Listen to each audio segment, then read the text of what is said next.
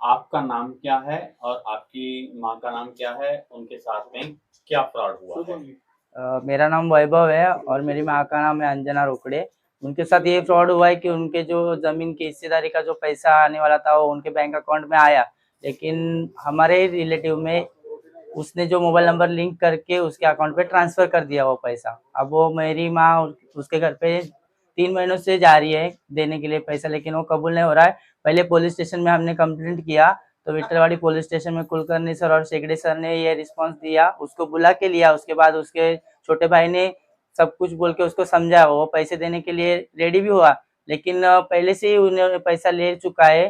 जो भी उसका पैसा था हमने दिया था, लेकिन जिस जमीन व्यवहार का जो काम हुआ है उसका जो जिसने काम किया है उन्होंने हमको चेक द्वारा पैसे दे दिया है, लेकिन ये हमारे पैसे देने के लिए तैयार नहीं है। हमने लास्ट मोमेंट पे कल एफआईआर उनको दिया है। आपके साथ जिसने फ्रॉड किया है उसका नाम क्या है और वो आपका किस तरह से रिश्तेदार लगता है? वो हमारा रिश्तेदार इस तरह से लगता है कि मेरे मम्मी पापा मतलब मेरे बड़े चाचा का वो सबसे बड़ा लड़का है, और वो रहने के लिए इधर कुल्ला कैंप में गुजराती पाड़े में।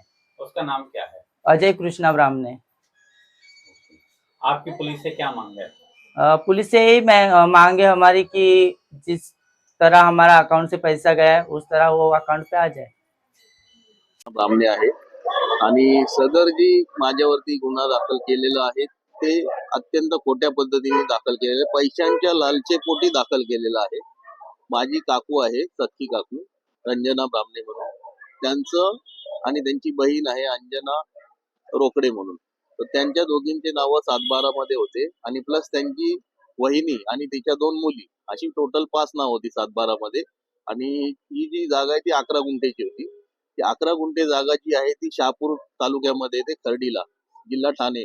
तर ही जागा MIDC ने हस्तांतरित केली होती, परंतु या जागेच्या संदर्भात माहिती मिळाल्यानंतर तिथे स्थानिक लेवलचे जे जमिनीचे एजंट होते, त्या एजंट लोकांना माहिती कळताच त्यांनी काय केलं, या सुशिक्षित नसल्यामुळे, यांना लिहिता वाचता येत नसल्यामुळे त्यांनी त्याचा फायदा घेऊन या लोकांकडून त्यांचे सगळ्या सह्या घेतल्या, अंगठे घेतले आणि यांच्या सगळे पैसे त्यांच्या वहिनीच्या अकाउंट मध्ये काढू असं सांगून यांना, म्हणजे ते माहिती पण दिली नव्हती, सगळे पैसे यांच्या वहिनीचे पैसे यांना ते 1-1, 1.5 लाख रुपये फक्त देऊन बाकीचे सगळे पैसे लाटणार होते। तर त्यापासून मी यांना खबर मिळाली, काकूंनी मला सांगितलं असा असा विषय आहे, एजंट लोक असं असं बोलतात। तर मी त्या एजंट लोकांना बाजूला केलं, यांच्या फसवणूक होण्यापासून, मी एजंट लोकांकडून फसवणूक होण्यापासून यांना वाचवलं।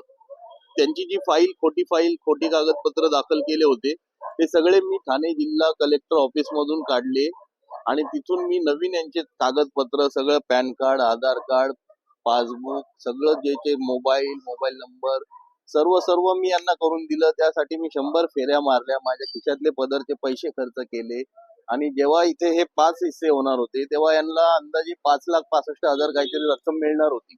परंतु याच्यामध्ये 5 नावं कशी आहेत, एक माझी काकू आहे रंजना ब्राह्मणे, दुसरी आहे अंजना धर्मा रोकडे, ही काकूची सख्खी बहीण आहे, आणि तिसरं नाव आहे ते त्यांची जी वहिनी आहे कमल रोकडे, आणि 2 मुली आहेत त्यांचं निशिता आणि मनीषा, अशी 5 नावं या 7/12 मध्ये होती।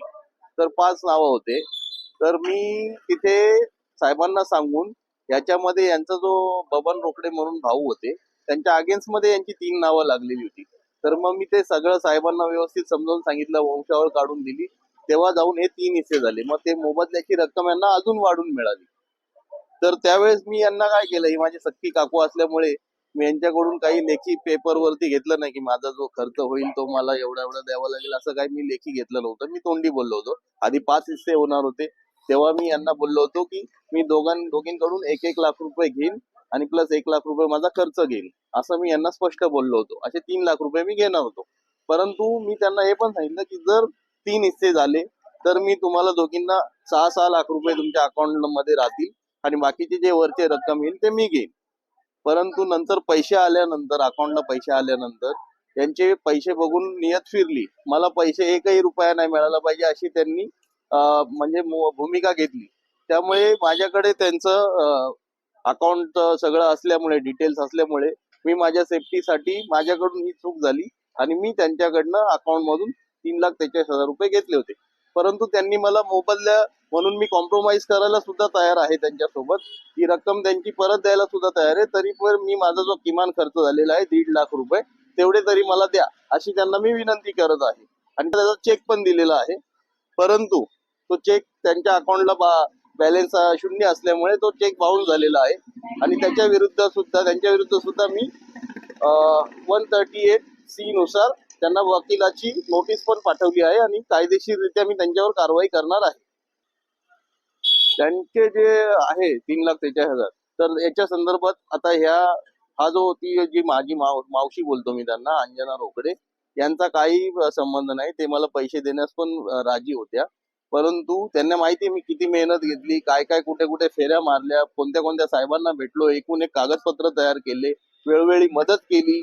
पैसे घरात नसायचे यांना तेव्हा पण मदत केली. त्यांना घरून मी डबा जेवणाचा घेऊन जायचो, पाण्याच्या बाटल्यांपासून सगळं घेऊन जायचो. त्यांचं भाडं तोडं, रिक्षा, कागदपत्रांच्या झेरॉक्स सगळं मी खर्च केला. माझ्या स्वतःचा कामधंदा सोडून माझ्या घराकडे दुर्लक्ष करून मी यांच्यासाठी झटलो आणि यांनी माझ्यावरती असं पैशाच्या लालचेपोटी, या बाईचा पण काही म्हणजे ज्या मावशी आहेत ना त्याही माझ्या विरुद्ध नाहीयेत, परंतु त्यांचा जो मुलगा आहे वैभव ब्राह्मणे म्हणून, याला पैशांची सतत गरज लागत असते. तो पैशांसाठी त्याच्या सख्या आई वडिलांना पण मारझोड करतो येऊन. एक वेळेस तर रात्री विटनेस आहेत, रात्री 12-12:30च्या दरम्यान त्यांनी पेट्रोल टाकून जाळायला सुद्धा घेतलं होतं त्याच्या आईला.